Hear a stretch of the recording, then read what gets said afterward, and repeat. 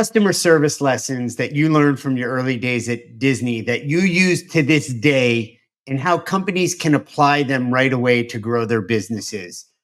The floor is yours. Share away. Okay. Well, yeah, my background with Disney, I worked there for 20 years. And I started out on the front lines, as you said. It's actually an attraction that isn't there anymore. It was called 20,000 Leagues Under the Sea. It was a simulated submarine ride. So my claim to fame is I drove a submarine that didn't really go underwater. That's what I did.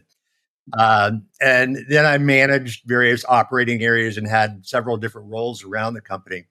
Here's the biggest takeaway for me, and this is the thing over the last 25 years. What I've tried to share with my clients is nowadays everything is a commodity. Rides, our communication to our cast members, our employees at Disney, is rides and shows.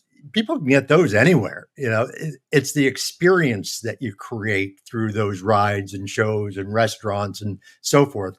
That's the driver of that intense loyalty. So when you change that mindset from a product or service mindset, what product are we offering? What service are we offering? To what's the experience that we're offering?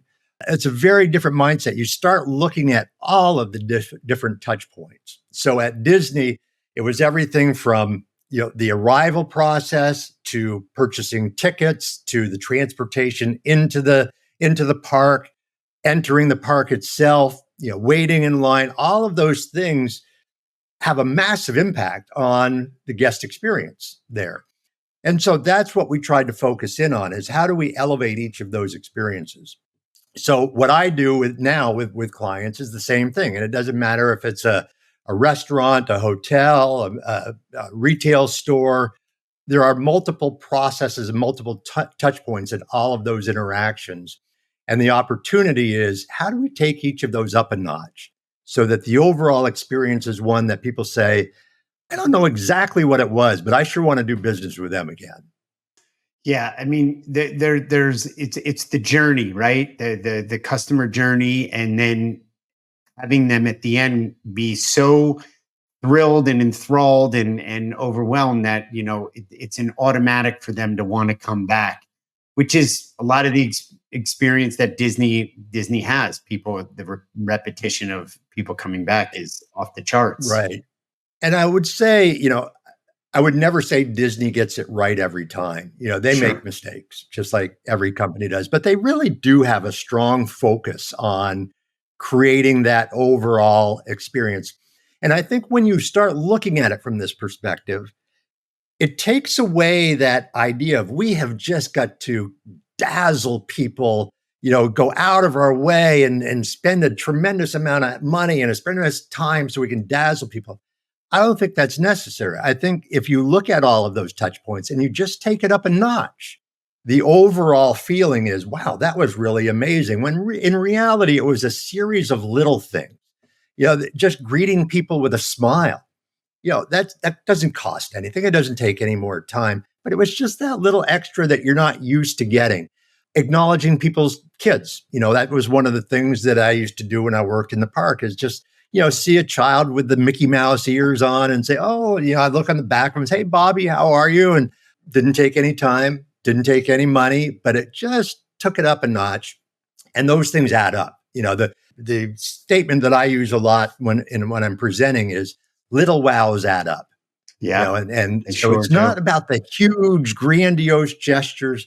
It's those little things that you do consistently. It's the other side of the coin. The other side of that coin would be death by 1,000 cuts, like the little impediments.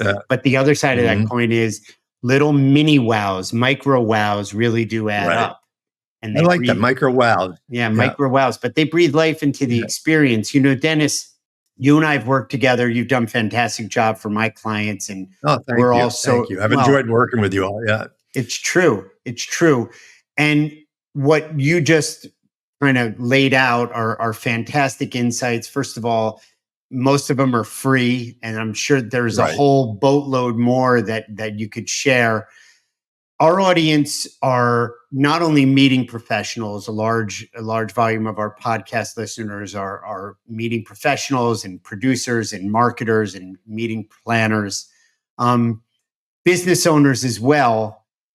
I'd like to welcome Mhm. them and just remind them to subscribe and ring the bell and make sure that you're tracking us to get these kind of insights from experts like Dennis. And in the comments below, share some of the customer experiences you've had, both positive and negative, to generate a conversation around how we can all improve and better our experience for the people that we're serving.